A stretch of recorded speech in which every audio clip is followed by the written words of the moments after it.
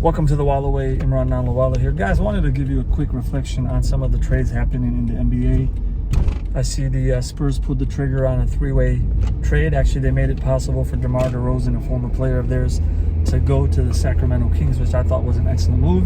And the Spurs in return got Harrison Barnes. So a lot of the NBA world is grading the return for the Spurs an A+, and a lot of the NBA world is grading the return for the Kings like a C or lower. I don't agree with that.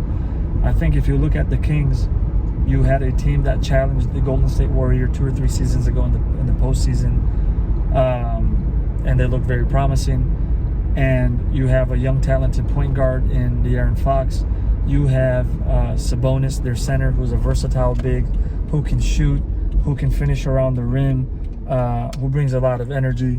An amazing, energizing player, but they just have not been able to take their accolades to the next level. So for me, them getting someone like a DeMar DeRozan, who even though he's about 33, 34, he played a whole bunch of minutes. He plays about 34 to 35 minutes a game. His PER is about, I think, 19 to 20, which is above the league average. He averages above 20 points a game. I think he averaged 21 points a game, if not more, 4 assists or so. He's been a proven scorer, a very efficient player, and is very he's tried and tested, right? He doesn't break down. I believe he played all the games in the NBA season last season. So this for me is a big victory for the Kings, who need a third reliable scorer. Yes, DeMar DeRozan needs the ball in his hand, but he's clutch. He's great in the mid-range. This is only going to open up the game of everyone else on the team if they learn how to play in the right system. So, you know, when you swing and you miss on other free agent signings, you got to sometimes take what was available. And for them to get DeMar, I think is an upgrade for them, honestly, right? And all they really did was lose Harrison Barnes and some cap space.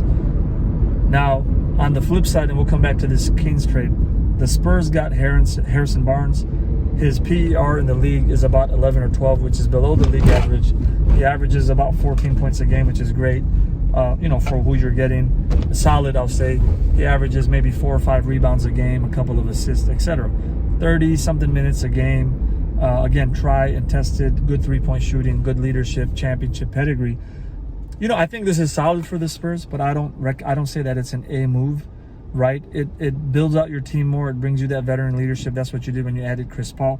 Maybe it builds towards that championship culture, and I could be completely wrong.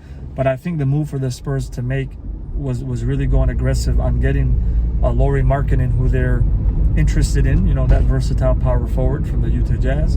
And obviously, I think the Utah Jazz have not responded or declined or approved the trade yet. Other teams are interested as well.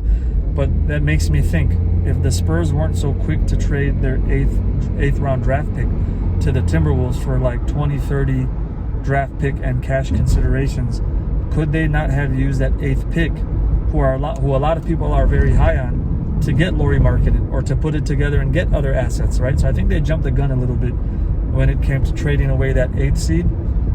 But again, while Harrison Barnes is a solid pickup for them, I don't think it's anything that's going to move the needle too much.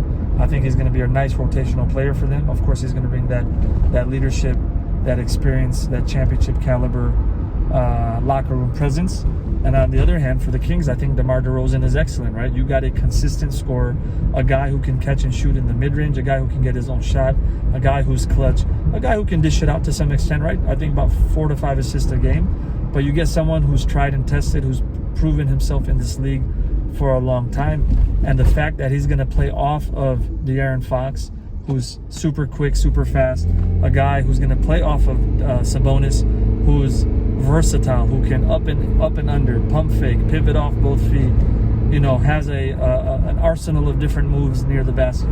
I think this is a no-brainer for them. So very excited for the Kings, excited for the Spurs, still hoping that they can pull off one more trade. I hope they're not done. I hope they can get away with Lauri Markkanen, and we'll see what happens. Let me know your comments below. Give me some feedback, but yeah, that's my thoughts.